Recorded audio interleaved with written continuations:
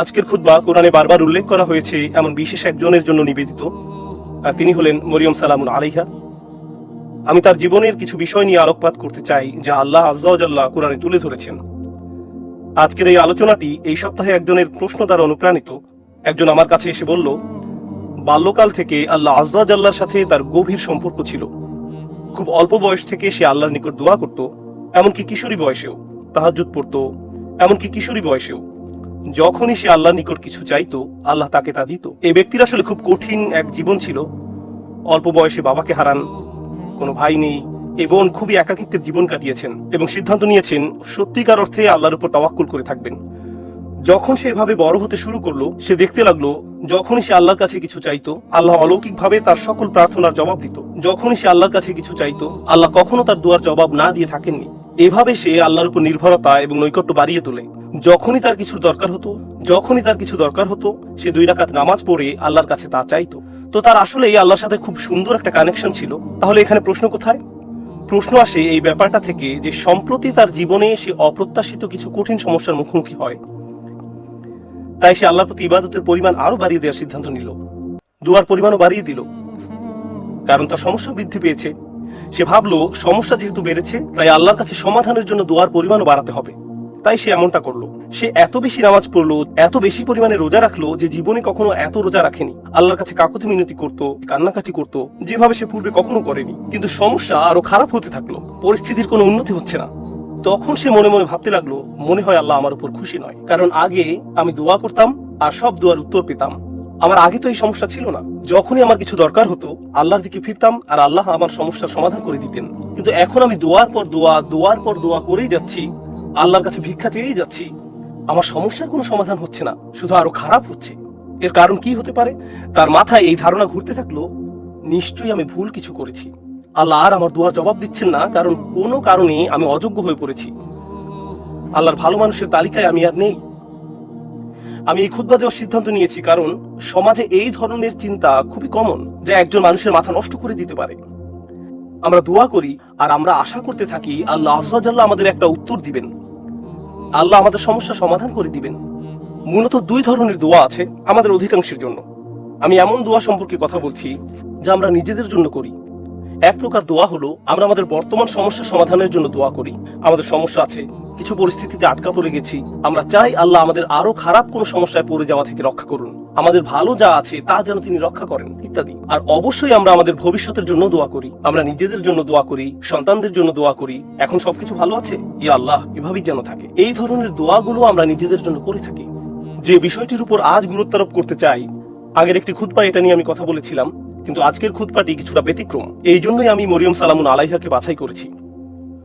শুরুতে সবাইকে একটা ব্যাপার স্মরণ করিয়ে দিতে চাই, আপনার দুয়ার উত্তর তাৎক্ষণিকভাবে পাওয়া যাক বা না যাক, এর সাথে আল্লাহ আপনার উপর সন্তুষ্ট আছেন কিনা তার কোনো সম্পর্ক নেই। এর কোনো সম্পর্ক নেই তার সাথে। এই দুইটার মাঝে কোনো সংযোগ নেই। আর যদি কোনো সংযোগ থাকতো তাও আপনি জানতেন না। কারণটা কি? আপনারা জানেন, আমরা সবাই জানি নূহ আলাইহিস সালামের কথা, যিনি খুবই স্নেহময়ী পিতা ছিলেন। তিনি দাওয়াত দিয়েছেন 950 বছর যাবত। কল্পনা করতে পারেন? আপনাদের কি মনে হয় তিনি তার সন্তানের জন্য দোয়া করেছেন? তিনি তার স্ত্রীর জন্য দোয়া করেছেন? নাকি তাদের ব্যাপারে কোনো পরোয়া করেননি? যিনি তার জাতির জন্য এতটা যত্নশীল হতে পারেন, তারা তাকে থুতু নিক্ষেপ করেছে, অপমান করেছে, তারপরেও তিনি আবারও তাদের কাছে গিয়েছেন। এভাবে 950 বছর যাবত। আপনাদের কি মনে হয় তিনি নিজের ছেলেকে উপেক্ষা করেছেন, নিজের স্ত্রীর কথা ভুলে গেছেন? তিনি তাদের জন্য বছরের পর বছর দোয়া করে গেছেন, তারা নিজেদেরকে পরিবর্তন করেনি। ব্যাপারটি কি এমন নয়? তিনি কি নিজেকে এভাবে দোষ দিয়েছেন যে মনে হয় আমার দাওয়াতটা ঠিক মতো হয়নি, তো আমার আর দোয়ার প্রতি কোনো গুরুত্ব দিচ্ছেন না? আলোচনাটা এভাবে শুরু করার কারণ হলো, ওই মানুষগুলো আমাদের চেয়ে অনেক উত্তম ছিলেন, তাদেরও একই রকম সমস্যা ছিল। এখানে এমন অনেক পিতামাতা আছেন যারা সন্তানদের জন্য প্রতিনিয়ত দোয়া করে যান, কিন্তু তারা দেখেন সন্তানরা ধর্ম ছেড়ে চলে যাচ্ছে, তারা অন্ধকার পথে হারিয়ে যাচ্ছে, আর তারা এটা নিয়ন্ত্রণ করতে পারছে না। নিয়মিত দোয়া করে যাচ্ছেন, কিন্তু দোয়ার কোনো উত্তর দেখা যাচ্ছে না। ফলে তারা হতাশ হয়ে পড়ছেন, আমি কি ভুল কিছু করেছি? আল্লাহ কেন উত্তর দিচ্ছেন না? আরে আপনি তো একা এমন পরিস্থিতিতে পড়েননি। আমাদের রাসূল সাল্লাল্লাহু আলাইহি সাল্লাম প্রচুর দোয়া করেছেন। আপনার কি মনে হয় না যে তিনি তার চাচার জন্য দোয়া করেছেন, তার পরিবারের জন্য দোয়া করেছেন? আপনার কি মনে হয় না তিনি আবু লাহাবের কথা বিবেচনা নেননি? যদি তিনি দোয়া করে থাকেন, তার সকল আবেগপ্রবণ দোয়া সত্ত্বেও আল্লাহ আযজা ওয়া জাল্লা তাকে বলছেন, ইন্নাকা লা তাহদি মান আহবাবত, আমাদের মাঝে এমন অনেকেই আছেন, এমন অনেক সন্তানেরা আছেন যারা আশা করেন তাদের পিতামাতা বা বড়রা যদি আরেকটু ভালোভাবে আল্লাহর পথে চলতো। এমন বহু তরুণ তরুণীর সাথে আমার কথা হয়েছে যাদের পিতামাতা ভয়ঙ্কর রকমের পরিষ্কার হারাম ব্যবসায় জড়িত। সন্তানেরা, তাদের ছেলে মেয়েরা তাদের বলছে, প্লিজ এই ব্যবসা থেকে বের হয়ে আসেন, আমি আপনাদের উপর নির্ভরশীল, আর আমি তো এই মুহূর্তে আমার পরিবারের জন্য আয় করার অবস্থানে নেই। কিন্তু আপনারা যা করছেন তা ভুল। যখন সন্তানদের বলা হয় তোমরা পিতামাতাকে অসম্মান করছো, তোমাদের তো পিতামাতার সাথে তর্ক করা উচিত নয়, এই ক্ষেত্রে ব্যাপারটা সম্পূর্ণ উল্টো। যে সন্তানেরা পিতামাতার হেদায়েতের জন্য দোয়া করছেন কিন্তু পরিস্থিতির কোনো উন্নতি হচ্ছে না। এর বাহিরেও কারো হয়তো ভয়ঙ্কর অসুস্থতা দেখা দিতে পারে, স্বাস্থ্য সংক্রান্ত চরম দুর্দশাও আসতে পারে, অথবা চাকরি খুঁজে পাচ্ছেন না, অর্থনৈতিক সমস্যায় আক্রান্ত, আর আপনি আল্লাহর কাছে দোয়া করে যাচ্ছেন, মনে মনে বলছেন, আমি তো গত বছর ইতিকাফও করেছি, আমি দোয়া করেই গেছি, সারা রাত সিজদায় পড়েছিলাম, এরপরেও আমার সমস্যা রয়ে গেছে, এরপরেও কোনো সমাধান আসেনি। সবার আগে আমি আপনাদের সবাইকে মনে করিয়ে দিতে চাই যে নবীরা, তাদের সকলেই, আমাদের বহুকাল পূর্বে যারা এসেছিলেন, আল্লাহ অনবরত তাদের দোয়ার কথা কোরআনে উল্লেখ করেছেন, তাদের সমস্যাগুলোর কথাও কোরআনে বারবার উল্লেখ করেছেন। আপনাদের কি মনে হয় না ইয়াকুব আলাইহিস সালাম, যিনি 12 জন সন্তানের পিতা ছিলেন, তিনি তার সব সন্তানের জন্য দোয়া করেছেন? বিশেষ করে ইউসুফ আলাইহিস সালামের জন্য, যখন তিনি ইউসুফকে হারিয়ে ফেলেন, আপনাদের কি মনে হয় না তিনি ইউসুফ আলাইহিস সালামের নিরাপত্তার জন্য দোয়া করেছেন, তিনি যেন তার সুন্দর সন্তানকে আবার দেখতে পান? আমরা জানি তিনি এত বেশি কেঁদেছিলেন যে দৃষ্টিশক্তি হারিয়ে ফেলেছিলেন, অবিয়াদ্দাত আইনাহ, এবং দুঃখে তার চক্ষুতে সাদা হয়ে গেল। তার এত বছরের দোয়ার কোনো উত্তর পাওয়া গেল না, কিন্তু পরিশেষে উত্তর পাওয়া গেল। আপনাদের কি মনে হয় না যখন মুসা আলাইহিস সালামের মা নিজ ছেলেকে পানিতে ভাসিয়ে দেন, আর দেখতে পাচ্ছেন যে স্রোতের টানে বাক্সটি হারিয়ে যাচ্ছে, বাক্সটি যে কোনো সময় উল্টে যেতে পারে, আর কিভাবে জানেন যে বাক্সটি ওয়াটারপ্রুফ, পানি প্রবেশ করবে না? কিভাবে জানবেন যে এটি পাথরে আঘাত পেয়ে ভেঙে যাবে না? আপনি নদীতে ফেলে দিচ্ছেন একটি বাচ্চাকে, নদীতে। আপনাদের কি মনে হয় না যে মুসার মা আল্লাহর কাছে দোয়া করেছেন? এই দুই দোয়ার ক্ষেত্রে পার্থক্যটা লক্ষ্য করুন। মুসা আলাইহিস সালামের মায়ের ক্ষেত্রে তিনি আল্লাহর কাছে দোয়া করেন, তিনি তার ছেলের সাথে আবার একত্রিত হন ঠিক কয়েক ঘন্টা পর। বাচ্চার পরবর্তী খাওয়ার সময় হওয়ার মধ্যেই সে আবার তার মায়ের দেখা পায়। আর অন্যদিকে ইউসুফ আলাইহিস সালামের ক্ষেত্রে তিনি তার পিতার নিকট থেকে বিচ্ছিন্ন হয়ে পড়েন, কিন্তু বহু বছর যাবত তিনি তার পিতার দেখা পাননি, অনেক অনেক বছর যাবত। আমরা জীবনে সমস্যার মুখোমুখি হব, আর আল্লাহর কাছে দোয়া করার সাথে সাথেই আমাদের সমস্যার সমাধান হয়ে যাবে না। দোয়ার বাস্তবতা বোঝার চেষ্টা করুন। দোয়ার উদ্দেশ্য কি? আমরা প্রায় দোয়াকে তলাবের সাথে গুলিয়ে ফেলি। আরবিতে তলাব মানে কোনো কিছু তালাশ করা, কোনো কিছু দাবি করা, আর দোয়ার আক্ষরিক অর্থ হলো ডাকা, এটাই এর অর্থ। দাওতুকুম মানে আমি তোমাকে ডেকেছি, আমন্ত্রণ জানিয়েছি, এটা হলো দোয়া। আমরা যখন আল্লাহর কাছে দোয়া করি, মাঝে মাঝে আমরা ওই দোয়ার মাধ্যমে আল্লাহর কাছে দাবি জানাচ্ছি, এটা সত্য, আমরা অনুরোধ জানাচ্ছি, কিন্তু আমাদেরকে এই ব্যাপারটা ভুলে গেলে চলবে না যে দিন শেষে আমাদের সব অনুরোধ, সেগুলো হলো আল্লাহর একজন বিনম্র দাস আল্লাহর দিকে ফিরে নিজের সমস্যার সমাধান ভিক্ষা চাচ্ছে। কি সেগুলো? আপনার সমস্যার সমাধান হওয়ার চেয়েও আপনি যে আল্লাহর সাথে যোগাযোগ করছেন, এটাই এখানে সবচেয়ে মূল্যবান বিষয়, এটাই দিন শেষে মূল লক্ষ্য। আপনি যে আল্লাহর সাথে কথাবার্তায় যুক্ত হয়েছেন, এটাই দিন শেষে মূল লক্ষ্য। আল্লাহ আপনার সমস্যা তাৎক্ষণিকভাবে সমাধান করে দেবেন কিনা সেটা ভিন্ন বিষয়। আমি এ সম্পর্কে সংক্ষেপে কিছু কথা শেয়ার করতে চাই, পরে মরিয়ম সালামুন আলাইহা নিয়ে কথা বলবো। কখনো কখনো আপনি এমন কিছু সমস্যার মুখোমুখি হন যে মনের মাঝে প্রশ্ন আসে, আমাকে কেন এই সমস্যার মোকাবেলা করতে হবে? আপনাদেরকে একটা কথা জিজ্ঞেস করি, ইউসুফ আলাইহিস সালাম তো 8-9 বছরের এক বালক ছিলেন মাত্র। শিশু মানে তো নিষ্পাপ। একজন শিশু এমন কি করতে পারে যার জন্য সে কিডন্যাপ হতে পারে? একজন শিশু এমন কি অন্যায় করতে পারে যার কারণে সে কুয়ার মধ্যে নিক্ষিপ্ত হবে? একজন শিশু কি করতে পারে যার কারণে সে দাস হিসেবে বিকৃত হবে ভিন্ন একটি দেশে? আর তিনি প্রাপ্তবয়স্ক হওয়ার পর কি অন্যায় করেছেন যার কারণে তাকে কারাগারে নিক্ষিপ্ত হতে হবে মিথ্যা একটা অভিযোগে? তিনি তো নিজের অন্যায়ের কারণে জেল খাটেননি, তিনি নির্দোষ ছিলেন, আর তাকে এতগুলো বছর জেলে কাটাতে হয়। তাকে জীবনে এমন সব পরিস্থিতির ভেতর দিয়ে যেতে হয়, অন্য কারো এমন হলে বলতো, ভাই জীবন অন্যায্য, কি বা করার আছে, জীবন অন্যায্য। কিন্তু একজন বিশ্বাসীর ক্ষেত্রে কি হয়? সে শুধু বলে না যে জীবন অন্যায্য, সে বলে আল্লাহ অন্যায্য, নাউজুবিল্লাহ। আর আল্লাহ সূরা ইউসুফে বলছেন, আল্লাহু গালিবুন আলা আমরিহি, আল্লাহ তার সকল কাজে তত্ত্বাবধান করছিলেন। ইউসুফের জন্য যত সিদ্ধান্ত নেওয়া হয়েছিল, আল্লাহ তার সবগুলোতে প্রভাব রেখেছিলেন। কিভাবে? কখনো কখনো আমি আপনি এমন কিছু সমস্যার মুখোমুখি হব, আল্লাহ জানেন ভালো কিছু সামনে আছে। কখনো কখনো ভালো যা কিছু আসছে তা আপনার নিজের জন্য, আবার কখনো বা অন্য কারোর জন্য, আবার কখনো বা অন্য কারোর জন্য। কখনো কখনো আপনি জীবিত থাকতেই এর উপকার পাবেন, আপনি জীবিত থাকতেই এর উপকার পাবেন, আর কখনো কখনো এই উপকার আসবে আপনি আল্লাহর কাছে ফিরে যাওয়ার পর। ইউসুফ আলাইহিসসালামের ক্ষেত্রে কি হয়েছিল? একজন পিতা তার সন্তান থেকে বিচ্ছিন্ন হয়ে পড়েন, কিন্তু চিন্তা করে দেখুন, তাকে যদি কিডন্যাপ করা না হতো তাহলে তিনি কুয়ায় নিক্ষিপ্ত হতেন না। তিনি যদি কুয়ায় না পড়তেন তাহলে কোনোদিন মিশরে গিয়ে পৌঁছাতেন না, আর মিশরে কোনোদিন না গেলে তিনি জেলে নিক্ষিপ্ত হতেন না। আর যদি জেলে না যেতেন তাহলে জেলের ওই দুই লোকের সাথে তার কোনোদিন সাক্ষাৎ হতো না যাদের স্বপ্নের তিনি ব্যাখ্যা দিয়েছিলেন।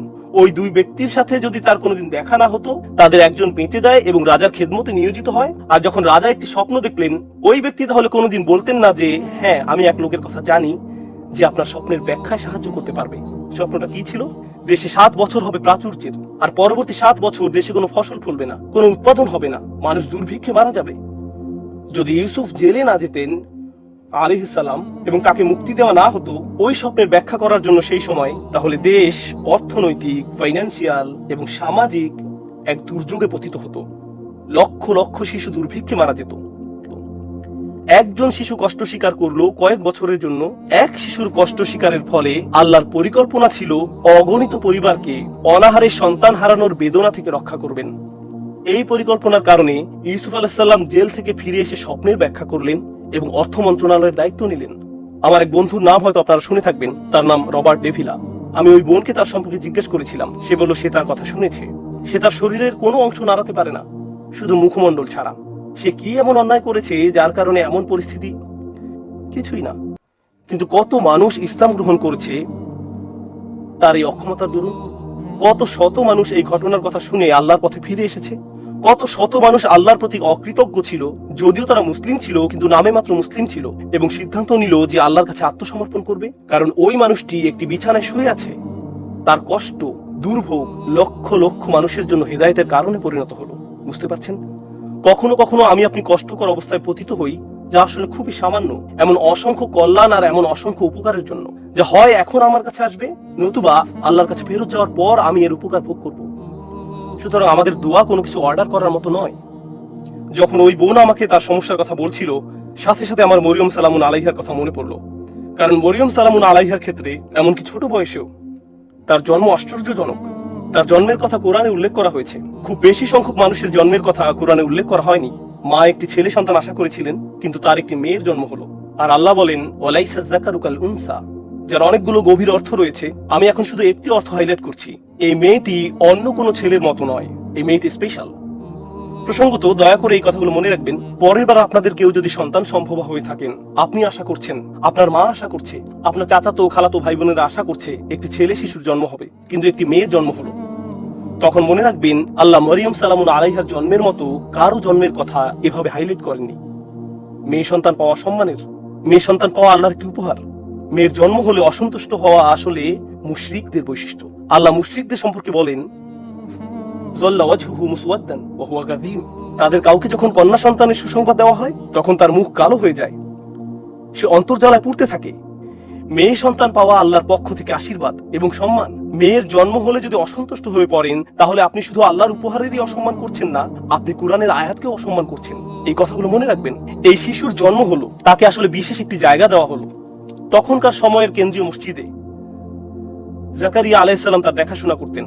আর যখনই তিনি তার খোঁজ খবর নেওয়ার জন্য আসতেন, কারণ মরিয়ম আলাইহিস সালাম আল্লাহর ঘরে থেকে আল্লাহর ইবাদতে নিজেকে উৎসর্গ করলেন।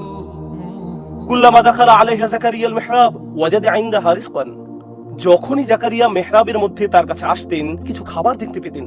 তিনি জিজ্ঞেস করলেন, এগুলো কোথায় পেলে তুমি? এই ফলগুলো তো এখন উৎপাদন হয় না, এমনকি এগুলো এই সিজনেরও নয়, এগুলো শীতকালে হয় আর ওইগুলো গরমকালে জন্মে, তুমি এইসব ফল কোথায় পেলে? উত্তর দিতেন, ক্বালাত হুয়া মিন ইনদিল্লাহ, এগুলো আল্লাহর পক্ষ থেকে বিশেষভাবে এসেছে। এই ফলগুলো আমার নিকট আল্লাহর পক্ষ থেকে এসেছে। ভাবতে পারেন এমন একজনের কথা যার দোয়া এমন ভাবে কবুল হয় যে আকাশ থেকে খাদ্য অবতীর্ণ হয় এই নারীর জন্য। তাই যখন ওই বোন আমাকে বলছিলেন তার দোয়া কবুল হয়ে যায়, আমি সাথে সাথে মরিয়ম সালামুন আলাইহার কথা মনে করলাম। কি অলৌকিক ভাবে আল্লাহ তার ব্যাপারে হস্তক্ষেপ করতেন, এমনকি খাদ্যের মতো বিষয়ে, যা আমরা নিজেরা উঠে গিয়ে নিয়ে আসতে পারি, তাকে এমনকি সেজন্য উঠতে হয়নি। খুব স্পেশাল এক কিশোরী, খুব স্পেশাল এক নারী। এখন এই নারী সম্পর্কে যে ব্যাপারটি আজকে গুরুত্ব দিয়ে তুলে ধরতে চাই তা হলো, একদিন তার নিকট এক ফেরেশতার আগমন ঘটল। ফেরেশতা বলল সে একটি বাচ্চার মা হতে যাচ্ছে। তার মাথায় প্রথমে আসলো, আমি তো বিবাহিতা নই, আমি মা হব বলে তুমি কি বোঝাতে চাচ্ছ? লাম ইয়ামসাসনি বাশার, আমাকে তো কোনো পুরুষ স্পর্শ করেনি, আমার বাচ্চা হবে বলে তুমি কি বোঝাতে চাচ্ছ? কাযালিকি ক্বালা রাব্বুক, আমি দুঃখিত, আমরা এসেছি শুধু সংবাদ জানাতে, এটা হবে কি হবে না সেই ব্যাপারে পরামর্শ করতে নয়। সেই সিদ্ধান্ত ইতিমধ্যে নেওয়া হয়ে গেছে, তুমি একটি বাচ্চার মা হতে যাচ্ছ। এখন তিনি পুরোপুরি আতঙ্কিত, আমি কি করব? তিনি আল্লাহর কাছে ফিরে আশা করতে পারতেন এমনটি যেন না হয়, কিন্তু এটা তো ঘটবেই। আমি আপনাদের জন্য পরের কিছু ঘটনা এখন বর্ণনা করছি, যেন উপলব্ধি করতে পারেন এই নারী কেমন এক কঠিন পরীক্ষায় পড়েছিল। বাচ্চার জন্মের পর তিনি তার নিজ শহরে ফিরে আসলেন। সমাজের সবাই তাকে দেখতো দুনিয়া ত্যাগী, আল্লাহওয়ালা নারী হিসেবে, এমন নারী যে আল্লাহর ইবাদতে সব সময় নিয়োজিত থাকে, এমন নারী যাকে তাদের নবী জাকারিয়া আলাইহিস সালাম সমর্থন জানিয়েছিলেন, এমন নারী যিনি জাকারিয়া আলাইহিস সালামের তত্ত্বাবধানে বড় হয়ে ওঠেন। মসজিদের আশেপাশের সবাই সেখানে দাঁড়িয়ে আছেন, আর তিনি একটি বাচ্চা কোলে করে এগিয়ে আসছেন। সবাই তখন একসাথে তাকে অপমানিত করতে শুরু করলো। কিভাবে তুমি এমন কাজ করতে পারলে? নিজের কি সর্বনাশ তুমি করে ফেলেছো? পর্দার অপর পাশে আজকের জুমার নামাজে অনেক মহিলা উপস্থিত আছেন। আপনারা জানেন কোন মুসলিম নারী এমন অবস্থার কথা কল্পনাও করতে পারেন না, যেখানে তিনি একটি বাচ্চা কোলে নিয়ে দাঁড়িয়ে আছেন আর মানুষ বলছে এই বাচ্চা বৈধ নয়। তার পক্ষে এমন ধরনের অপমানের কথা কল্পনায় আনা সম্ভব নয়। আর আমাদের পুরুষদেরকেও এই ধরনের অভিযোগের কথা কল্পনা করতে পারবো না। আমাদের বোনদের জন্য, আমাদের মায়ের জন্য, আমাদের মেয়ের জন্য এটা আমাদের চিন্তার বাহিরে। একজন মুসলিমের জন্য আমাদের মান মর্যাদা আমাদের জীবনের চেয়েও মূল্যবান। আত্মমর্যাদার যে চেতনা আল্লাহ আমাদের দান করেছেন তা আমাদের কাছে আমাদের জীবনের চেয়েও বেশি মূল্যবান। আর তিনি জানতেন তিনি যখন নিজের এলাকায় ফেরত যাবেন তখন লোকজন এমন কথাই বলবে।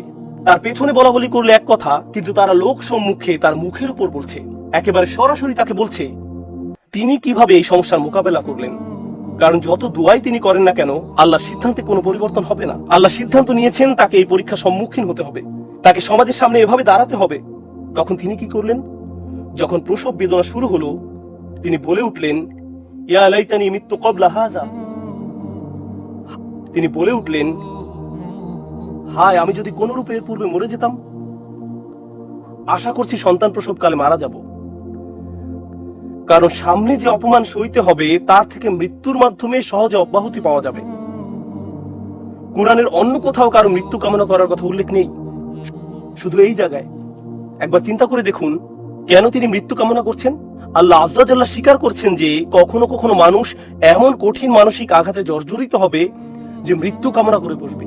এমন পরিস্থিতিতেও মানুষ পড়বে। ঠিক এমনই এক চরম পরিস্থিতিতে তিনি পড়ে গেলেন, আর আল্লাহ এটা স্বীকার করলেন, ইয়া লাইতানি মিততু ক্বাবলা হাযা। আমি এটা পড়ার পর প্রচন্ড ধাক্কা খেলাম। কিভাবে তিনি এমন কথা বলতে পারলেন? জানেন তো আমাদের রাসূলুল্লাহ সাল্লাল্লাহু আলাইহি ওয়াসাল্লাম বলেছেন, লা ইয়াতামান্না ইয়ান্না আহাদুকুমুল মাউতা, তোমাদের কেউ যেন মৃত্যুর আকাঙ্ক্ষা না করো। তোমাদের মৃত্যু কামনা করা উচিত নয়। কেউ কখনো সহজে মৃত্যু কামনা করে না, কিন্তু তিনি এখানে মৃত্যু কামনা করছেন কেন? এটা অত্যন্ত কঠিন এক পরিস্থিতি, মারাত্মক এক অবস্থা। তো তিনি যে অপমানের সম্মুখীন হতে যাচ্ছেন তা মৃত্যুর চেয়েও খারাপ। তাই তিনি বললেন, ইয়া লাইতানি মিততু ক্বাবলা হাযা। এই কথা কোরআনে উল্লেখ করার কারণ আছে। দুনিয়ার এই জীবনে মানুষ অপমানজনক পরিস্থিতিতে পড়বে, থেকে মুক্তির কোনো উপায় চোখে পড়বে না। অনেককে তাদের পরিবারের সম্মুখীন হতে হবে, মিথ্যা অপবাদের সম্মুখীন হবে, অতীতের কোনো ভুলের মোকাবেলা করতে হবে। কে জানে তাদের এমন ধরনের মানসিক আঘাতের মোকাবেলা করতে হবে। তখন তারা মরিয়ম সালামুন আলাইহার উদাহরণে সান্ত্বনা খুঁজে পাবেন। কিন্তু তিনি এখানেই থেমে যাননি। তিনি বললেন, ওয়া কুনতু নাসিয়াম মানসিয়া। নাসিয়ান মানসিয়া খুবই অসাধারণ শব্দ যুগল। তারা বলে ফাল ও ফিইল, এবং এই দুইটি ওজন। তারা নিসিও বলে, এক কিরাতে এটাকে নিসিয়ান, অন্য কিরাতে নাসিয়ান পড়া হয়, জিবহ এর মতো। আরবি ভাষায় দুই ধরনের শব্দ আছে, জিবহ ও মাজবুহ। একইভাবে নাসি এবং মানসি, এই শব্দগুলোর প্রথমটা আসলে ব্যবহৃত হয়, আমি আপনাদের জন্য লিখে এনেছি। ولا يقال للكبش ذبح إلا إذا أعد للذبح। কোন প্রাণীকে, অর্থাৎ কোন ছাগল বা ভেড়াকে আপনি ততক্ষণ পর্যন্ত জিবহ বলবেন না যতক্ষণ না এটি জবাই করার উপযুক্ত হয়। জবাই করা হয়ে গেলে এটাকে বলা হয় যাবিহ, এটাকে বলা হয় মাজবুহ। জবাইয়ের আগে না, আগে বলা হয় জিবহ। তিনি দুইটি শব্দ ব্যবহার করলেন, যদি আমি মরে যেতাম, যদি মানুষের স্মৃতি থেকে বিলুপ্ত হয়ে যেতাম, এভাবে অনুবাদ করা হয়। কিন্তু এখানে যে দুইটি শব্দ আছে সেটা ওনারা ভুলে গেছেন। একটা শব্দ নাসিয়ান, অর্থ আসলে তিনি তো মসজিদ থেকে অনেক দূরে, ঠিক না? তিনি এখন বাড়িতে অবস্থান করছেন না। কেউ যেন কোনোদিন আমাকে মিস না করে, তারা যেন এই প্রশ্নটাই না করে যে মরিয়ম কোথায় গেল। আমি যদি অদৃশ্য হয়ে যেতাম, যদি মানুষের স্মৃতি থেকে বিলুপ্ত হয়ে যেতাম এই মুহূর্তে, কারো যেন কোনোদিন আমার কথা মনেও না হয়। এটা হলো নাসিয়ের অর্থ। চিন্তাও মাথায় না আসে যে এক সময় আমার অস্তিত্ব ছিল। এমন অনেকেই আছে যারা এত কঠিন হতাশা এবং উদ্বেগের ভিতর দিয়ে যায় যে ঘর থেকেই বের হয় না, ফোন রিসিভ করে না, টেক্সট মেসেজের কোনো জবাব দেয় না। তারা এত বেশি মানসিক যন্ত্রণা অনুভব করে যে তাদের ইচ্ছা হয় যদি তারা মানুষের স্মৃতি থেকে বিলুপ্ত হয়ে যেত। কেউ যদি তাদের দরজায় করাঘাত করে, তারা ভাবে যদি তারা আমার কথা ভুলে যেত, হায় যদি আমার কারোর সাথে আর দেখা না হতো। তারা সবকিছু থেকে নিজেকে বিচ্ছিন্ন করে নিজের মাঝেই বসবাস করতে চায়। এর নাম হলো নাসিয়ান। তিনি ইতিমধ্যে আশা করছেন যেন তার মৃত্যু হয়, কেউ যেন তার খোঁজ করতেও না আসে। পরবর্তীতে অনেক বছর পার হয়ে গেলে কেউ যদি না জানে তার কি হয়েছে, মানসিয়ান, ভবিষ্যতেও তার কোনো উল্লেখ কোথাও যেন না থাকে।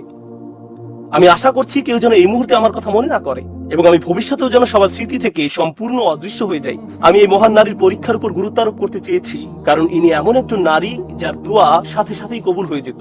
তাকে এমনকি খাদ্যও চাইতে হয়নি, তার জন্য ফল ফলাদি এসে উপস্থিত হতো। আর আল্লাহ তাকে এমন পরিস্থিতিতে ফেললেন, আল্লাহ তাকে এমন পরীক্ষায় ফেললেন, এই জন্য না যে আল্লাহ তাকে ঘৃণা করেন, এই জন্য না যে আল্লাহ তার কথা ভুলে গেছেন, এই জন্য না যে আল্লাহ তাকে অপমানিত করতে চান। শেষে দেখা যায় যে এই সমস্ত কিছুর মাধ্যমে আল্লাহ আসলে তাকে সম্মানিত করলেন।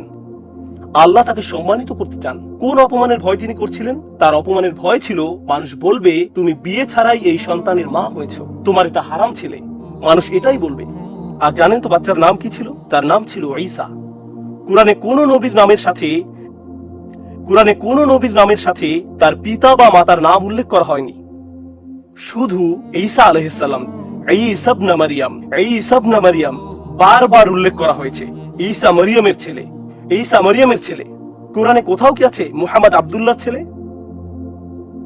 কোথাও কি পান ইয়াকুব ইসহাকের ছেলে, ইসহাক ইব্রাহিমের ছেলে, ইউসুফ ইয়াকুবের ছেলে? পেয়েছেন কখনো? না। অনেকবার আল্লাহ এই রাসূলকে যখনই সম্মানিত করেছেন, সাথে সাথে তার মাকেও সম্মানিত করেছেন। প্রসঙ্গত বিষয়টা গুরুত্বপূর্ণ। আরবরা যখন ইবনে বলে, বা এমনকি সেমিটিক মানুষরা যখন ইবন বলে, ঠিক পরেই তারা পিতার নাম উল্লেখ করে। তারা পিতার নাম বলে। আপনার নামের শেষাংশ আসে পিতার কাছ থেকে। আল্লাহ এই সাধারণ নিয়মের বাহিরে গিয়ে মানুষকে মনে করিয়ে দিয়েছেন যে তার কোনো পিতা নেই, আর আমি সাধারণ নিয়মের বাহিরে গিয়ে এই মাকে সম্মান দেখাবো। ঈসা ইবনে মারইয়াম। প্রতিবার আল্লাহ এই অপমানের কথা উল্লেখ করেছেন অন্য কারণে। আর এই বিষয়টা বলেই আমি আমার খুতবার সমাপ্তি টানছি। কখনো কখনো আপনার কষ্ট অন্য মানুষের মুক্তির কারণে পরিণত হবে। আপনি সমস্যায় পড়েছেন কারণ এটা আপনার থেকেও বড় কোনো উদ্দেশ্য সাধন করবে, তখন তাদের জন্য সাদাকায়ে জারিয়ায় পরিণত হবেন। আপনার কারণে তারা ভালো কিছু অর্জন করবে। মারিয়াম সালামুন আলাইহার এই কষ্ট থেকে প্রতিবার যখন কোনো নারী অপমানিত হয়, প্রতিবার যখন কোনো নারী অপবাদের শিকার হবে, প্রতিবার যখন কোনো নারী কামনা করবে যদি সে মরে যেত পরিস্থিতির মুখোমুখি হওয়ার চেয়ে, তখন সে মরিয়ম সালামুন আলাইহার কষ্টের মাঝে নিজের সান্ত্বনা খুঁজে পাবেন। আর যখনই কোনো নারী সান্ত্বনা খুঁজে পাবে, মরিয়ম সালামুন আলাইহার মর্যাদা এতে আবারও বেড়ে যাবে। সুবহানাল্লাহ। আমাদের দোয়ার মাধ্যমে আমরা আল্লাহর সাথে সংযোগ স্থাপন করি। আমাদের দোয়া এমন কিছু নয় যার মাধ্যমে এই দুনিয়া জান্নাতে পরিণত হবে। পৃথিবীর এই জীবনে পরীক্ষা থাকবেই। আমাদের যে বহুগুণে উত্তম মানুষদের জীবনে সমস্যা ছিল, আর এটা ঠিক আছে। লাকাদ খালাকনাল ইনসানা ফি কাবাদ। আমি মানুষকে সৃষ্টি করেছি অত্যন্ত কষ্ট ও শ্রমের মাঝে। কষ্ট ক্লেশ জীবনেরই অংশ। দোয়ার উদ্দেশ্য হলো আমাকে আপনাকে এই কষ্টগুলো মোকাবেলায় সাহায্য করা। আর কখনো ভুলে যাবেন না যে আল্লাহ আমাদের সাথে আছেন। আল্লাহ আজ্জা জাল্লাহ আমাদের সেসব মানুষদের অন্তর্ভুক্ত হওয়া থেকে রক্ষা করুন যারা ঈমান হারিয়ে ফেলে। আল্লাহ আজ্জা জাল্লাহ আমাদের মর্যাদা দান করুন এবং আমাদের এই কথা স্মরণে রাখতে সাহায্য করুন যে মানুষ আপনাকে অপমানিত করতে চাইবে যেভাবে তারা মরিয়ম সালামুন আলাইহাকে অপমান করেছিল। লোকে আপনার সম্পর্কে কি মনে করে আর আল্লাহ আপনার সম্পর্কে কি মনে করেন, এর মাঝে বিশাল পার্থক্য আছে। কারণ আপনি যদি লোকের কথা মানেন তাহলে মরিয়ম ছিলেন সমাজের সবচেয়ে অপমানিত, আর যদি আল্লাহর কথা মানেন তাহলে তিনি ছিলেন মানব ইতিহাসের সবচেয়ে মর্যাদাবান নারীদের একজন। তাই আমরা আল্লাহর কথা মানব। ওয়ালাকাদ কাররামনা বানি আদম। আর আমি তো আদম সন্তানদের সম্মানিত করেছি। আল্লাহ আজ্জা জাল্লাহ আমাদেরকে তার নিকট সম্মানিত মানুষে পরিণত করুন, মানুষের নিকট সম্মানিত করার পূর্বে। বারাকাল্লাহু লি ওয়া লাকুম ফিল কুরআনিল হাকীম ওয়া নাফা'নি ওয়া ইয়্যাকুম বিল আয়াতি ওয়া যিকরিল হাকীম। أشهد أن لا إله إلا